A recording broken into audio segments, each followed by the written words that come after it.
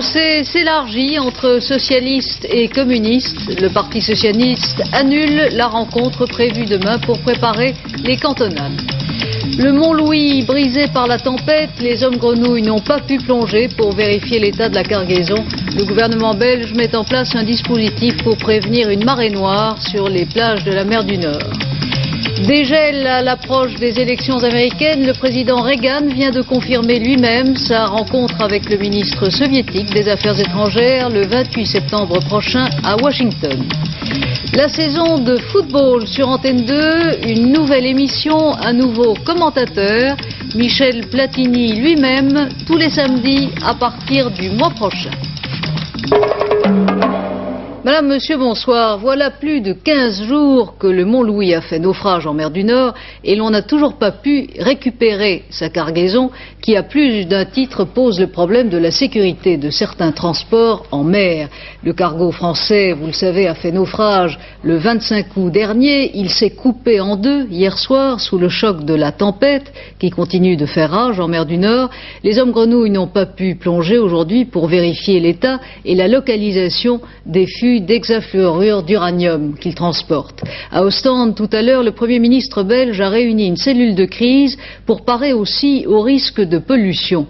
Sur les lieux, notre envoyé spécial, Dominique Thiers. L'épave du Mont-Louis a résisté pendant 15 jours. Hier soir, après 48 heures de gros temps, l'avant du bateau s'est déchiré.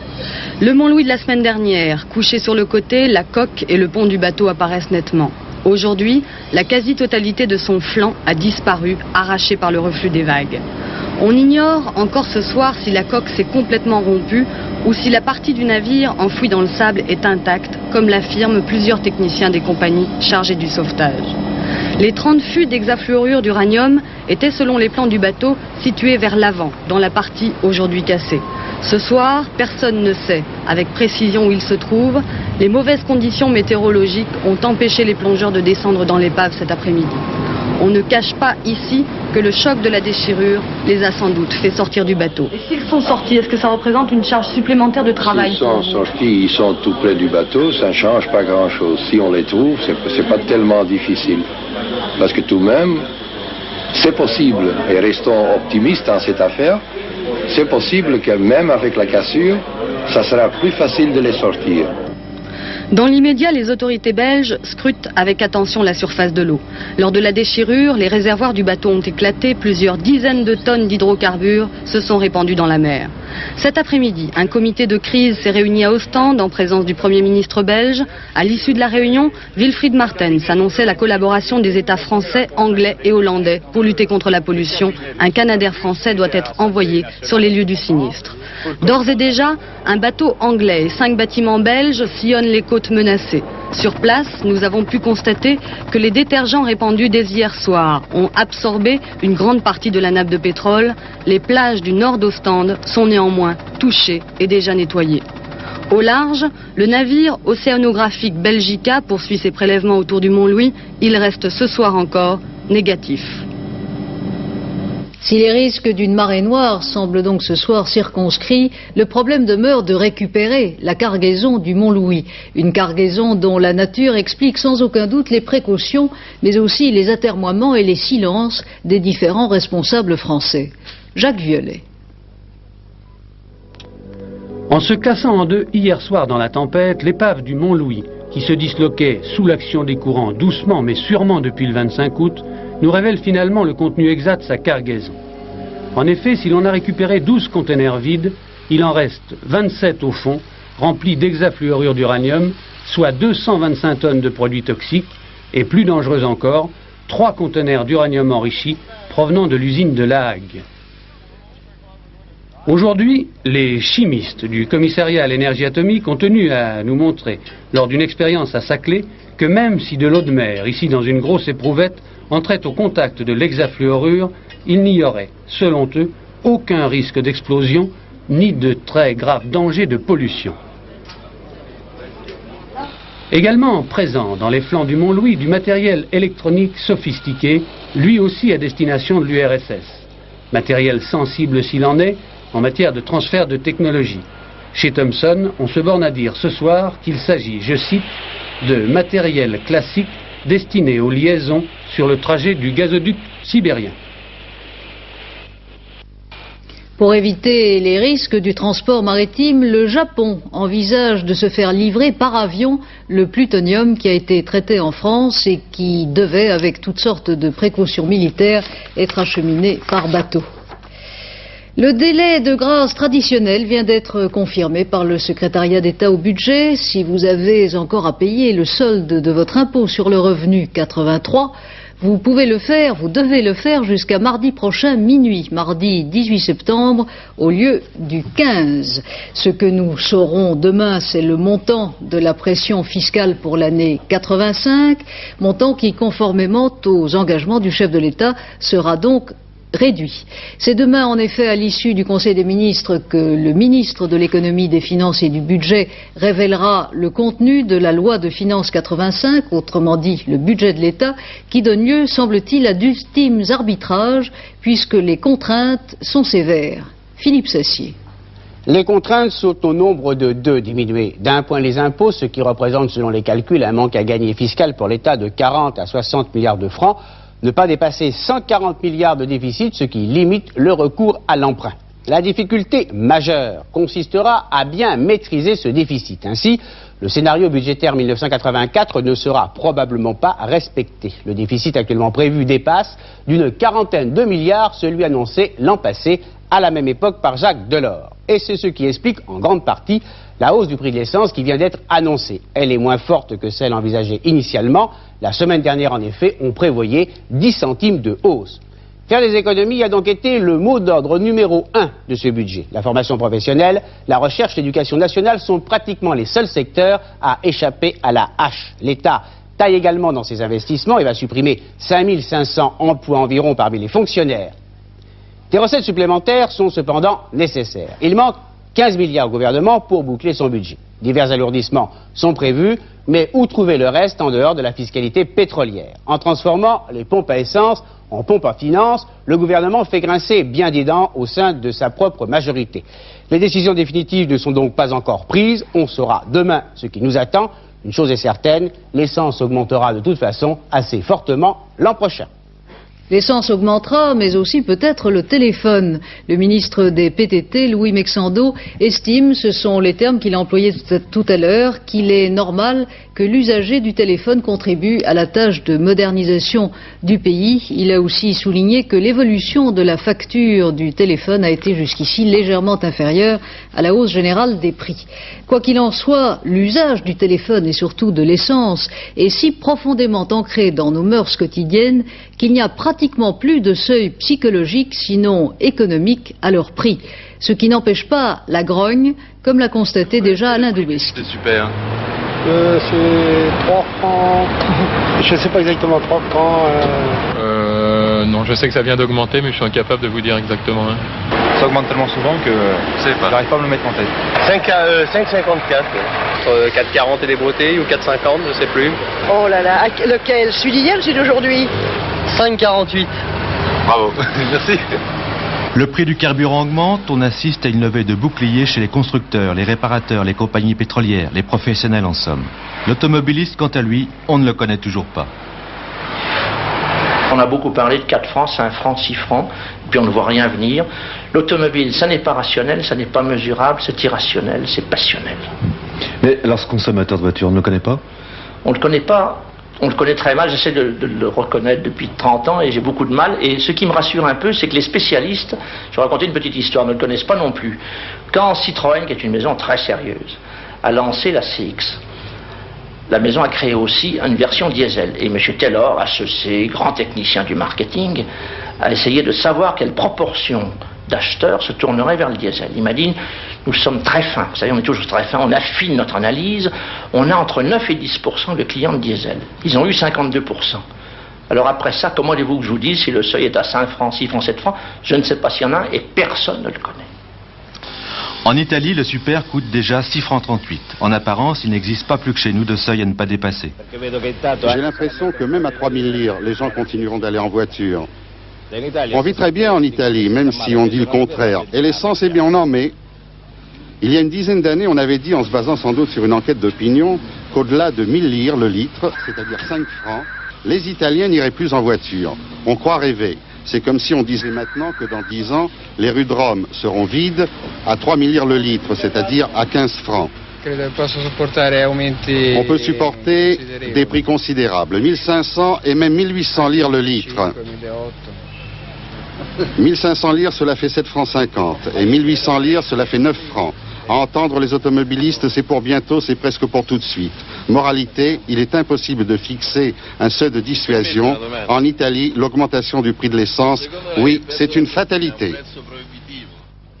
De record en record, le dollar a fait un nouveau bond. Aujourd'hui à Paris, la devise américaine a coté près de 9 francs 23 et le Deutschmark est aussi à l'épreuve puisque le dollar a passé la barre des 3 marks. Après Edmond Maire, Henri Krasuki et hier Yvon Gattaz, André Bergeron a fait aujourd'hui sa conférence de presse de rentrée.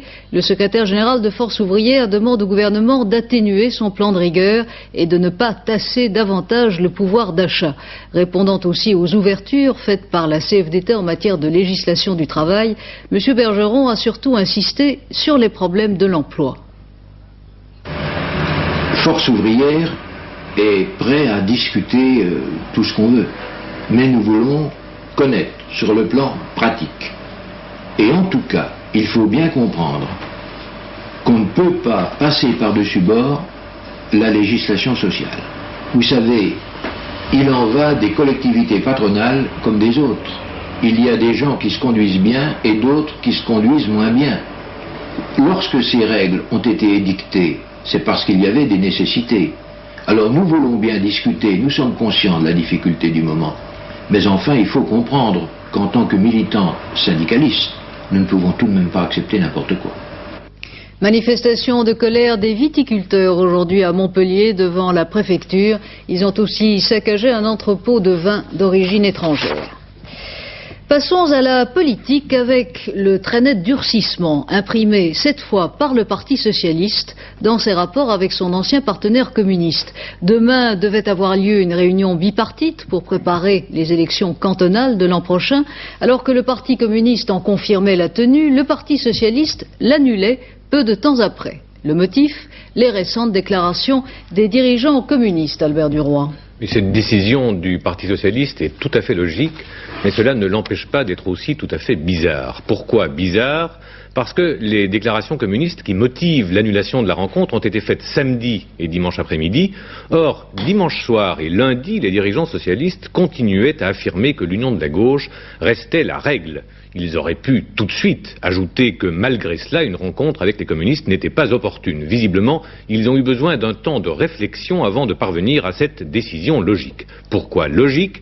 Pour une raison de forme d'abord. Demain, c'est le jour du budget. Socialistes et communistes auraient donc discuté d'un accord électoral le jour où, selon toute évidence, les uns soutiendront et les autres condamneront un budget de rigueur. S'entendre devant les urnes, mais se combattre lorsqu'il s'agit de gouverner, voilà une attitude qui aurait été mal comprise. Décision logique aussi pour une raison de fond. En 1977, lorsque les communistes ont pris la responsabilité de rompre l'union de la gauche, c'est eux qui en ont subi électoralement les conséquences. Les socialistes avaient alors répondu coup sur coup, coup pour coup, et ils en avaient tiré profit. Le Parti socialiste espère sans doute rééditer aujourd'hui cette opération en répondant à nouveau du tac au tac. Mais il y a quand même une différence entre les deux époques. En 1977, les socialistes étaient accusés de virer à droite, et c'était faux. Aujourd'hui, on les accuse de se recentrer, et c'est sans doute beaucoup moins faux. Du côté de l'opposition, la rentrée politique s'annonce plus feutrée, mais tout aussi mouvementée. En effet, les trois principales personnalités de l'opposition, Valéry Giscard d'Estaing, Jacques Chirac et Raymond Barre, ont mis à profit l'été pour affirmer leurs différences, sinon leurs différends, et affiner leurs tactiques. L'analyse de Patrick de Carolis. Dans l'opposition, tout se passe désormais comme si les différents leaders avaient décidé de prendre leur marque en vue de la compétition qui les opposera peut-être en 1988. Les récentes déclarations de Raymond Barre ont mis en évidence les nuances, voire les divergences de l'opposition, et cela sur trois thèmes. Tout d'abord la dissolution de l'Assemblée nationale. Raymond Barre et Valéry Giscard d'Estaing ne la souhaitent pas, Jacques Chirac, lui, la demande. Concernant le référendum désormais abandonné par le gouvernement, Jacques Chirac y était fermement opposé, Raymond Barre y a toujours été favorable. Quant à la cohabitation en cas de victoire de l'opposition aux législatives, si Jacques Chirac l'estime possible, Raymond Barre la refuse. Valéry Giscard d'Estaing, pour sa part, trouve le débat inopportun, mais l'avait envisagé lorsqu'il était au pouvoir. Quoi qu'il en soit, ces joutes oratoires paraissent témoigner aujourd'hui d'une rivalité que Jean-Pierre Soisson, récemment converti au barrisme, n'hésite pas à confirmer. Chacun pour soi dans l'intérêt du pays et avec la perspective que ce soit le meilleur qui gagne et l'opposition aussi. Un coup d'envoi que déplore Jacques Toubon, fidèle lieutenant de Jacques Chirac. À mon avis, on gaspille les forces de l'opposition, les talents de l'opposition à des polémiques, alors qu'il vaudrait mieux qu'ils se rassemblent tous pour préparer la moisson du blé qui est en train de lever. Pour Michel Dornano, pas de polémique, mais la certitude que Giscard reste le meilleur. Giscard se bat pour ses idées. C'est le seul qui dit ce qu'il faudra faire après le socialisme pour rassembler, réconcilier les Français. Il apporte l'expérience, et l'expérience d'une réussite. Mais au-delà des petites phrases, il y a le souci pour chacun de se donner une image pour l'avenir. Jacques Chirac cultive la détermination, Raymond Barre la pondération, Valéry Giscard d'Estaing la réconciliation. Cette recherche d'une image, d'un look, d'un costume sur mesure correspond à une stratégie que les trois leaders, rarement réunis ensemble, élaborent dans leur tête. Jacques Chirac tente de récupérer une partie de son électorat séduite par l'extrême droite, mais il sait que trop de détermination le privera d'un électorat modéré dont il ne peut se passer. Raymond Barre veut occuper le créneau du centre, mais il est convaincu que trop de modération éloignera de lui un électorat intransigeant dont il a besoin, d'où sa récente mise en garde contre un éventuel recentrage de la politique de François Mitterrand. Quant à Valéry Giscard d'Estaing, en affirmant être fermement libéral, il compte bien tirer profit de l'affrontement de ces deux anciens premiers ministres. Mais en se tenant trop à l'écart, ne risque-t-il pas de se faire oublier ? Valéry Giscard d'Estaing, on le sait, est candidat à l'élection législative partielle qui aura lieu dans le Puy-de-Dôme le 23 septembre prochain. Un autre candidat, Georges Alain, qui se présente au nom du mouvement de défense pour les libertés individuelles, a introduit un recours contre la candidature de l'ancien chef de l'État pour incompatibilité avec son appartenance au Conseil constitutionnel. Le tribunal de Clermont-Ferrand rendra sa décision jeudi. Controverse sur l'état de santé des 8 Basques espagnols qui poursuivent leur grève de la faim à l'hôpital de la prison de Fresnes. Selon leur famille, ils sont dans un état critique et frôlent le coma. Le président de la Ligue des droits de l'homme, Yves Jouffat, qui a pu s'entretenir avec eux aujourd'hui, affirme qu'aucun d'eux n'est dans le coma mais qu'ils sont très affaiblis. La confirmation est venue tout à l'heure de la bouche du président Reagan lui-même. Le 28 septembre prochain, à la Maison-Blanche, le président américain rencontrera le ministre soviétique des Affaires étrangères, Andrei Gromyko. À quelques semaines des élections présidentielles américaines, cette rencontre sera une première pour le président Reagan qui jusqu'ici ne s'est jamais entretenu avec un dirigeant soviétique de si haut rang.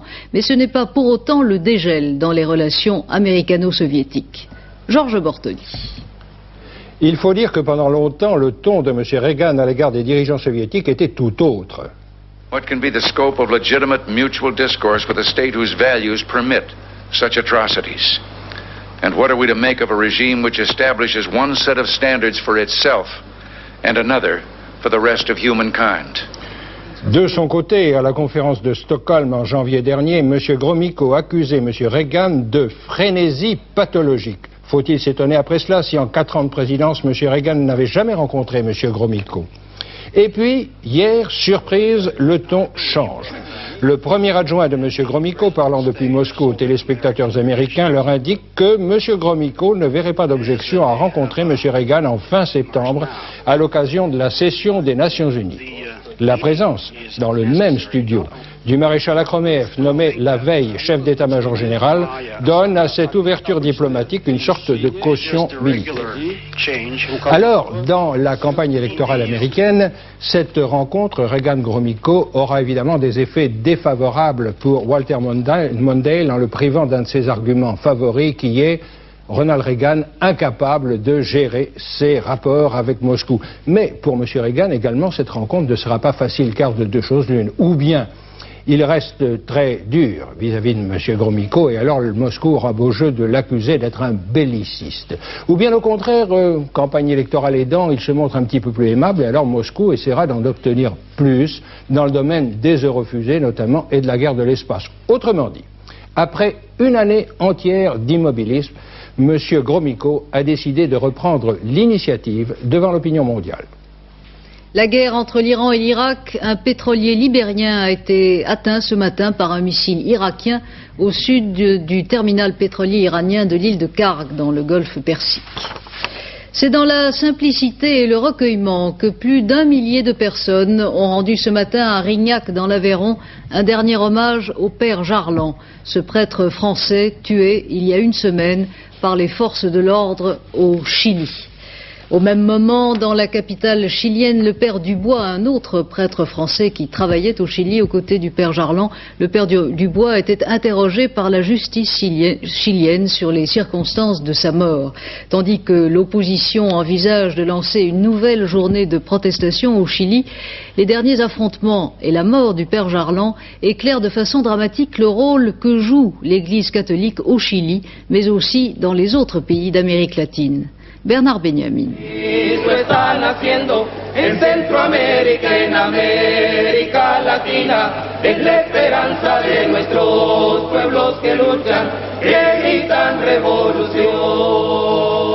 Le Christ, l'Amérique latine, la Révolution. Les trois mots clés sont prononcés, ils constituent les fondements de la fameuse théologie de la libération. C'est dans les années 60, sur ces terres dévorées par la misère, que le terme est utilisé pour la première fois. En fait, ce n'est ni une théologie ni une théorie structurée, disons qu'il recouvre l'engagement des prêtres dans les luttes sociales. Et ce n'est pas un hasard si ce mouvement voit le jour en Amérique du Sud. Plus que partout ailleurs dans le monde, d'abord, l'injustice sociale y est criante. Et puis, les années 60, c'est l'époque où les luttes de libération se multiplient sur un continent où le christianisme tient un rôle si important. Pour ces deux raisons, des théologiens vont élaborer une nouvelle pensée où se mêlent l'histoire, la sociologie et des concepts marxistes, l'Église des pauvres est née, en particulier au Brésil. Le régime brésilien a fait l'option pour le capitalisme dur. Vous ne connaissez plus en Europe. Et donc l'Église a été poussée vers les pauvres aussi par le régime actuel. Cette Église des pauvres aura même très vite un martyr. Quelque part dans les montagnes du Santander en Colombie, Camilo Torres tombe les armes à la main en 1965. C'était le premier prêtre guerriero de l'histoire de la chrétienté.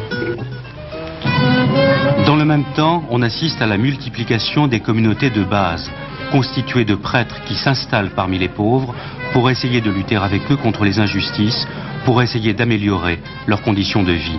Mais il faut attendre 1979, la victoire des sandinistes au Nicaragua, pour que l'engagement de ces hommes d'église commence à poser problème. 3 prêtres acceptent de devenir ministres d'un gouvernement qui ne cache pas ses sympathies marxistes. C'est le cas en particulier du père Ernesto Cardenal, le ministre de la culture nicaraguayen. Il va se faire rappeler à l'ordre par le pape Jean-Paul II en mars 83 au cours d'une scène étonnante qui se déroule sur l'aéroport de Managua.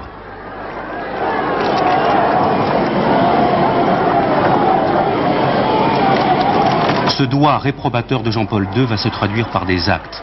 Le Vatican a lancé un ultimatum aux prêtres nicaraguayens. Ils doivent choisir entre l'Église et le gouvernement. La semaine dernière, le Saint-Siège publiait un document sur la théologie de la libération. C'est un courant porteur d'idées ruineuses pour la foi, pouvait-on y lire. Une condamnation que module aujourd'hui Monseigneur Villeneuve. Une révolution nécessaire à laquelle les chrétiens ont pu coopérer peut s'égarer, s'enliser. Il y a donc là aussi des mises au point nécessaires, et je dirais comme une correction de trajectoire lorsque des cosmonautes sont envoyés pour des expéditions tout à fait exceptionnelles qui conditionnent l'avenir de l'humanité. Il ne faut pas qu'il y ait d'erreur de trajectoire. Reste que l'enjeu est de taille et qu'il amène à se poser une question essentielle. Comment, en effet, au nom des mêmes principes, peut-on condamner l'action de certains prêtres au Nicaragua et fermer les yeux sur d'autres hommes d'église qui collaborent étroitement aux dictatures les plus sanglantes sur ce même continent? Cela s'appelle un choix idéologique que le Vatican semble vouloir désormais assumer. Le pape Jean-Paul II poursuit son voyage au Canada. Il est aujourd'hui à Montréal, où les autorités craignent d'éventuelles manifestations d'hostilité menées notamment par les organisations féministes canadiennes qui considèrent comme rétrogrades certaines positions du souverain pontife et du Vatican. C'est un mariage de raison qui a été célébré aujourd'hui entre les deux premiers instituts français de recherche médicale, l'Institut Pasteur et l'Institut Mérieux. De la grippe à la polio, il se faisait jusqu'ici concurrence dans la production des vaccins, sérums et autres produits de diagnostic. Ils font désormais alliance pour tenir bon sur le marché international. Lucie Seboul. On en parlait depuis très longtemps déjà, mais cette fusion n'avait jamais pu se faire. Pasteur et Mérieux, les deux grands de l'industrie des vaccins en France, illustraient en réalité la rivalité entre deux entreprises, presque centenaires toutes les deux, mais bien différentes. Pasteur, une entreprise publique sans but lucratif, mais avec quelques pesanteurs. Mérieux, une petite entreprise plus familiale et commerciale. Aujourd'hui, leur concurrence prend fin. Pasteur apportera au nouveau groupe la puissance de sa recherche fondamentale et sa notoriété. Ses spécialités, les vaccins et les sérums, de la rage à l'hépatite, en passant par la grippe. Mérieux, lui, injectera son dynamisme et son réseau commercial. Il apportera ses spécialités humaines, rougeole, méningite, et aussi son énorme marché vétérinaire. Chacun d'eux gardera son propre nom.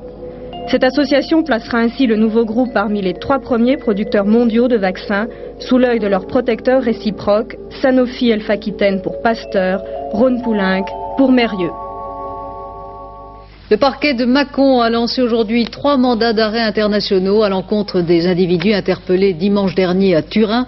Les policiers français qui sont sur place sont convaincus qu'il s'agit bien des auteurs du hold-up sanglant de Mâcon, au cours duquel 2 policiers ont été blessés. 2 autres complices déjà arrêtés en France ont été inculpés aujourd'hui. 3 Michel, 3 stars et une nouvelle émission. C'est le menu de rentrée du football sur Antenne 2. Michel Drucker assurera les commentaires en direct des rencontres de la saison avec sans doute l'assistance de Michel Hidalgo. Et Michel Platini lui-même, en compagnie de Bernard Père, animera tous les samedis à partir de la mi-octobre un nouveau magazine sur le football. Le magazine s'appellera numéro 10 et le numéro 1 du football mondial s'en est entretenu avec Bernard Père. Michel Platini, numéro 10 Antenne 2, et il faut tout de suite préciser que numéro 10 ce sera le titre de notre nouveau magazine de football qui sera diffusé je crois au milieu du mois d'octobre. Mi-octobre, c'est exact, qui passera vers 14h05 tous les samedis, coproduction entre la RAI, Antenne 2 et Télé Monte Carlo, qui proposera aux téléspectateurs, aux amoureux du football, à ceux qui sont un peu moins, un grand reportage sur le football international, soit un reportage sur les clubs, sur le football allemand, sur le football espagnol, ou soit carrément les buts de tous les championnats espagnols, portugais, allemands, anglais, italiens, tout ce qui belge, tout ce qui est intéressant pour le football, pour les amoureux du football. Alors, il faut dire aussi que c'est une grande première en ce qui concerne la télévision, que jamais on a fait un magazine de ce genre. Non, on l'a jamais fait, c'est pour ça que j'avais proposé à Antenne 2 de s'occuper de faire une émission comme celle-ci qui peut intéresser les gens, qui peut intéresser surtout le monde du football, parce que c'est bien cela, j'essayais de me mettre derrière la télévision en essayant de savoir ce qui pouvait passionner les gens, et je crois qu'on ira vraiment dans un encadrement de reportages qui peuvent intéresser les gens pour des tas de raisons, à travers ce qui se passe au Brésil, ce qui se passe en Allemagne. C'est pas un magazine européen, ce sera un magazine mondial, mais surtout on aura pour l'actualité les buts étrangers d'Europe. Ce qu'il faut dire aussi, c'est que comme le football français a éclaté de ses frontières avec ce titre de champion d'Europe et ce titre de champion olympique, il nous fallait un cadre aux dimensions du football français. Oui, il nous fallait un cadre aux dimensions du football français et puis un cadre aux dimensions du football italien, bien sûr, parce que n'oublions pas qu'ils ont été champions du monde. Avec tous les étrangers qui sont arrivés en Italie, avec les résultats des Français, je crois que là, en ce moment, entre la France et l'Italie, on détient ce qu'il y a de mieux dans le football mondial, et justement faire une émission là-dessus, je pense, portera beaucoup aux gens. Et ça vous excitait de faire une émission avec nous à Antenne 2? Disons, ça m'excite, mais après d'être dedans, de la préparer, de la présenter avec le maquillage, avec tout ça, je crois que j'ai pas l'habitude de me maquiller quand je vais sur un terrain de foot, alors peut-être que, bon, on s'y fera. Saisie aujourd'hui par Antenne 2, la haute autorité de l'audiovisuel s'est prononcée contre l'accord conclu entre la Ligue nationale du football, la Fédération française de football et TF1. La haute autorité enjoint à TF1 de respecter l'alternance traditionnellement observée entre les chaînes du service public en matière de retransmission des principales rencontres de football, et un nouvel accord doit être signé en conséquence. Un mot aussi du rugby sur Antenne 2. Pierre Albaladejo assurera cette saison avec Pierre Salviac et avec la foi qu'on lui connaît l'actualité du ballon ovale. Et maintenant, rapidement, Laurent Boussier va nous parler du temps de demain. Oui, oublions le mauvais temps. On peut annoncer pour demain un léger mieux. Oh, ce n'est pas le retour de l'été, mais disons plutôt le retour à une situation de saison, fin d'été, début d'automne. Regardons la photo satellite. L'anticyclone des Açores est revenu. Youpi, il est là, il protège toute une grande partie de la France, toute la moitié sud du pays, des perturbations atlantiques qui ainsi ne peuvent pas donner des nuages sur la carte pour demain. Sur la carte pour demain, où à part des brumes le matin, il fera beau, il fera même très beau près de la Méditerranée, avec du soleil de la Méditerranée. Et sur la Corse, sur la moitié nord, ça va un peu moins bien, des éclaircies, quelques averses et des nuages. Les pressions sont en baisse, nous venons de le voir, c'est grâce à l'anticyclone. Les températures sont également en baisse, quel bond en avant. Elles sont presque toutes supérieures à 20 degrés sur la moitié nord, un seul petit 19 degrés à Cherbourg, et on atteint 27 degrés à Nîmes, Marseille et Bastia sur la moitié sud. Enfin, pour terminer notre agenda, que je retrouve dans mes papiers, demain c'est le mercredi 12 septembre, le soleil se lève à 7h22, se couche à 20h10, et c'est la Saint-Apollinaire. À 23h45, c'est Jacques Segui qui vous présentera notre dernière édition. Demain, 12h45, Antenne de midi avec Daniel Bilalian, et j'aurai le plaisir de vous retrouver demain à 20h. Très bonne soirée.